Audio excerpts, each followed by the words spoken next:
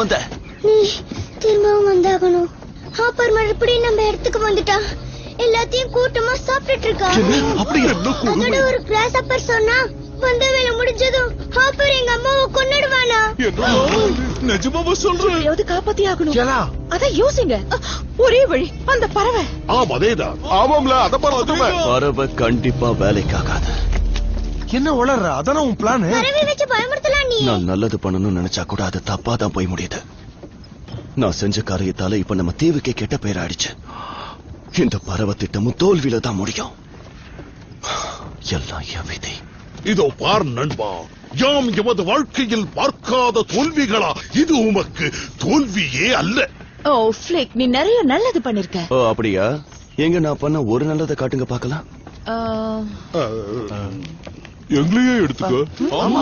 சரியாக சொன்னாய் டீம். எங்களுடைய